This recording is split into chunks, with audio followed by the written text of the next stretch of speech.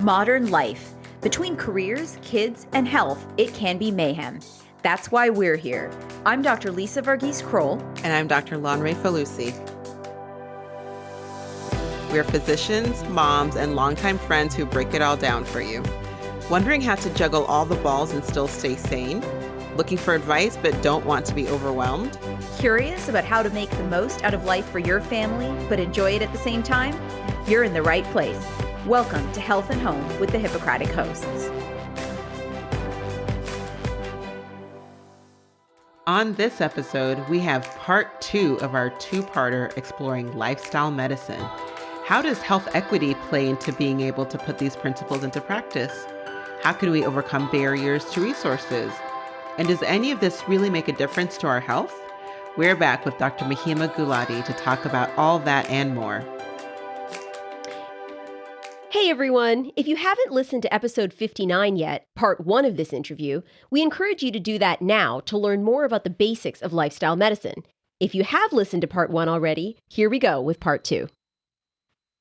You know, it is very clear to Lonray and I, just hearing how you're describing this, it's so true. I feel like all physicians have been in this position where you know what your patient needs.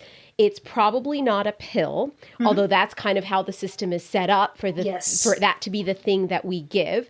So how do we fill that gap? So my question is, how has becoming certified in lifestyle medicine and becoming an expert in these 6 pillars, but in sort of the overarching philosophy, changed your practice and how you interact with your patients and kind of what you recommend to them? So it was actually very transformational to me as a endocrinologist. I'll begin with a few points. Number 1 was I was determined to bring it back systematically, and I was lucky I was in a place where I had a couple of colleagues who got certified in lifestyle medicine along with me. One of them was my gynecology friend, Dr. Ann Bingham, and she is huge in lifestyle medicine. So we both did grand rounds in our health system. And our chair of medicine got interested in lifestyle medicine. So, so it was contagious. It was contagious. And a lot of residents, family medicine residents, our faculty, my own medical director of endocrinology division, they all wanted me to use this and somehow connect it with endocrinology and just overall, a practice of medicine in our health system. So we decided to bring on what are called shared medical appointments or group visits, medical group visits. Love that. So like when a patient goes to see their doctor in a traditional setting, it's basically one patient is in the room, they may bring their caregiver or their partner with them, and then the doctor comes and sees them for a brief amount of time. Typically, the time allotted to these appointments is 15 to 20 minutes if they are coming back for a follow-up. If they are new to the doctor, they may have a little bit more time. And that's how it's done, which, as you can tell, it's, this conversation that you and I had just talking about the 6 pillars was over 15 to 20 minutes. Yeah, exactly. Time, yeah. Yes. Right. So it's not enough time to be able to connect with somebody and be able to get into their life and kind of dig out what is it about their lifestyle that they really need to focus on right now and that they can actually successfully do over the next few months until they see you again, right? Mm-hmm. So the concept of shared medical appointments goes back a long way. I think it's been there for decades. And there are some health systems like Cleveland Clinic, which are already championing them across the board. But it's very underutilized. It's actually criminally underutilized in our health systems today. And some of that is, again, logistical. Some of that is just lack of overall awareness. When I tried to do that, our billing department, our administration wasn't sure if this is something that actually can be done.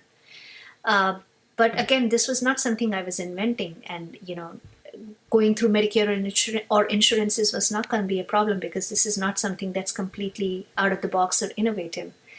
So it took a lot of... So you didn't have trouble with the billing aspect? No, I did not. Knock on wood, never have I. Because the truth is, it's not new. This is not a new concept. But I had to tell my administration that we had to bring in external consultants to make sure that billing will be okay. And so it took a lot of back and forth and persistence, but finally we were able to get the shared medical appointments off the ground even before the pandemic, actually. So we started in 2019. Wow, that's amazing. So, and I was lucky because I had a lot of, people who had my back, including my dietitians, who really were the people who actually ran the show when it come to the culinary demonstrations during these shared medical appointments. But, if a patient wants their doctor to actually do these shared medical appointments, the way that these are done is these are 90-minute appointments. These are long appointments, and it's shared with other Oh my gosh, patients. I'm salivating So over jealous. here. I know, right? The luxury of time. 90 But it's minutes interesting sounds because the last time amazing. I had that much time was in the VA system. Yes. So that says something, right? Yes. Like where our priorities are depending on the payer and the philosophy. But anyway, I'm sorry. Go ahead. No, don't be sorry. Actually, this is important. So they, will be sharing that appointment not only with their doctor, but there might be a dietitian in the room. There might be a health coach in the room. There might be a behavioral health person in the room, a counselor or a psychologist or a social worker in the room. There might be an exercise physiologist in the room, depending on what resources your doctor has available at that time. There might even be a sleep medicine expert in the room, depending on if your doctor was able to bring them in for a talk. And then there will be a few other patients. And there might or might not be sort of a healthy cooking demo, depending on, again, how much resources your doctor has. But yet the patient has to take out 90 minutes just for that appointment. And what that means is that, the patient really has to have the motivation to go to that appointment and implement the therapy that has been discussed in that appointment later on. So let's say if I gave you a pill, this is the exercise pill, then you have to take that pill every day, right? If I give you a statin, you have to take it every day for it to work.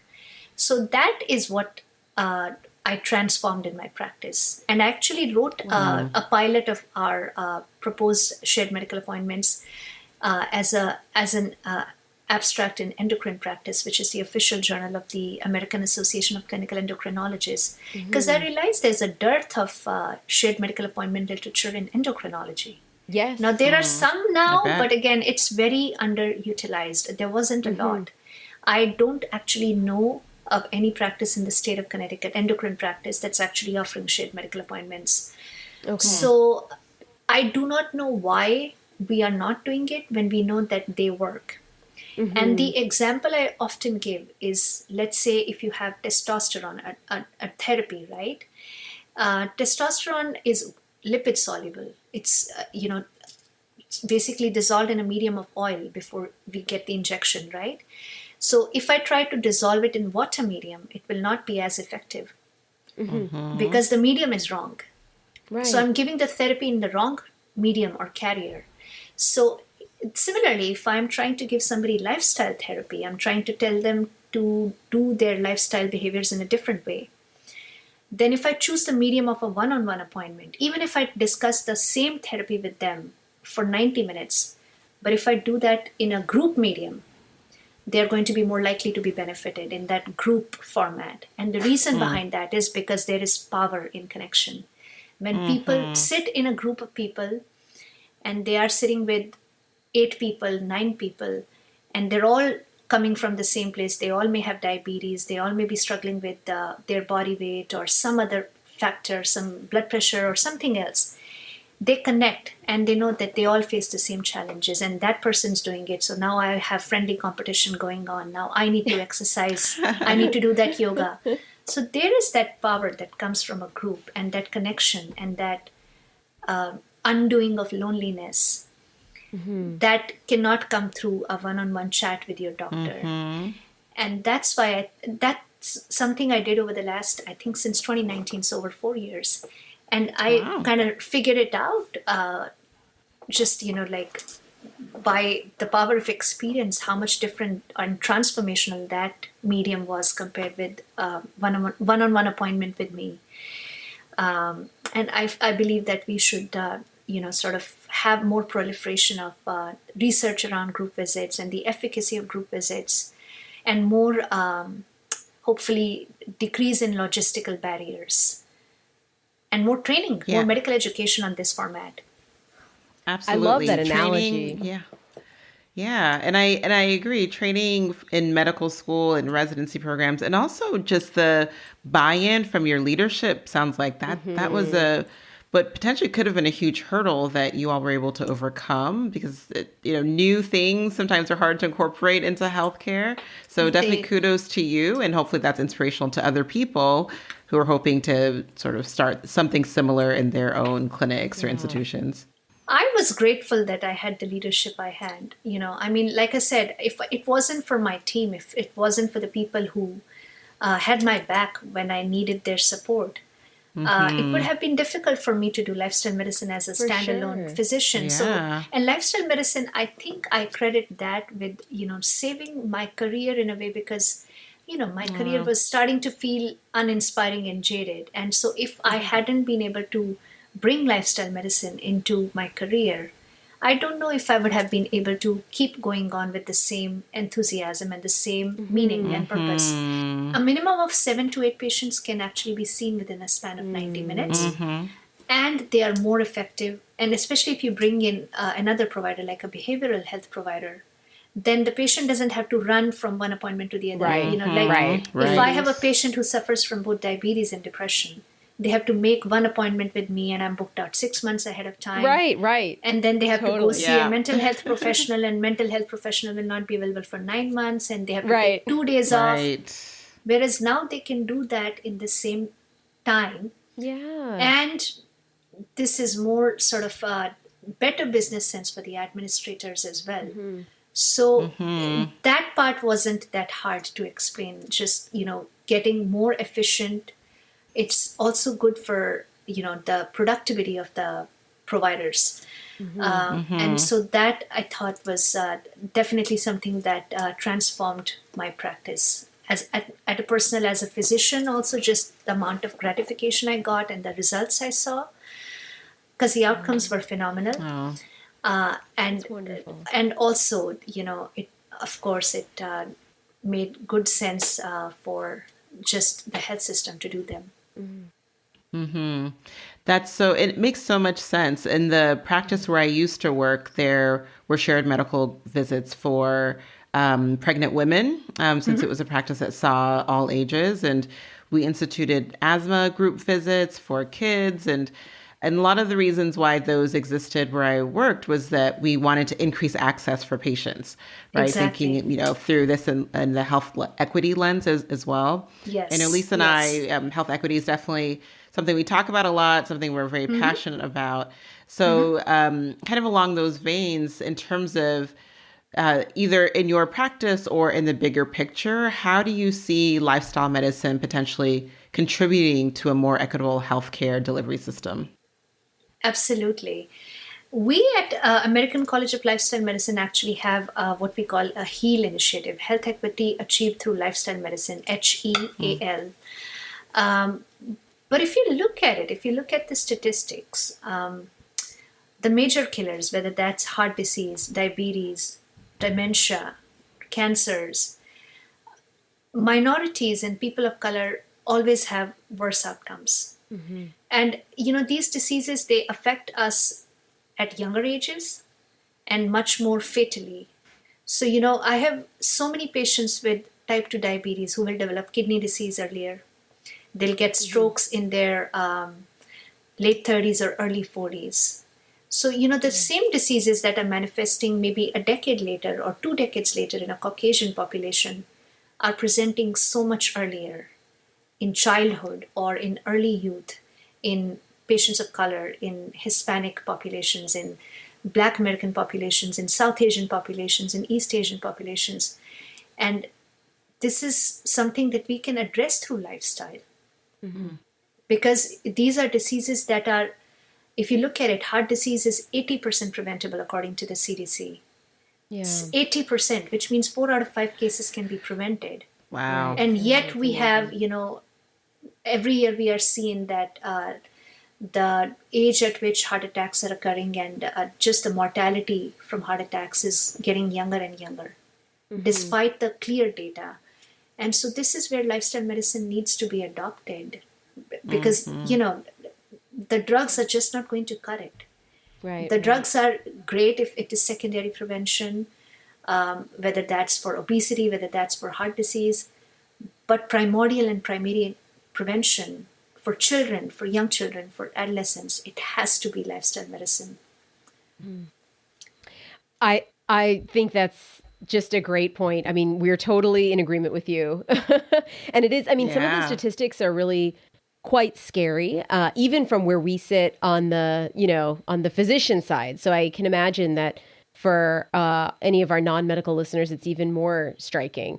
But there's also the issue of the fact that many of our patients have barriers to pursuing these pillars, right? So there's, the cost. We've talked a lot about this, the cost of healthier food in the United States. It is cheaper to eat badly. That is how the food system is set up. And then, you mentioned, we talked at length about isolation, social isolation. We don't have the village and the community ties that many other cultures do. Right. Poor social situations, families where the parents may have substance abuse issues and the children suffer neglect, all sorts of things like this. So how do you, and this is a huge question that I think all physicians in every specialty have to deal with, but particularly from the lens of lifestyle medicine, do you have ways in particular that you help your patients overcome some of these barriers? Are there kind of tools that we might be able to use?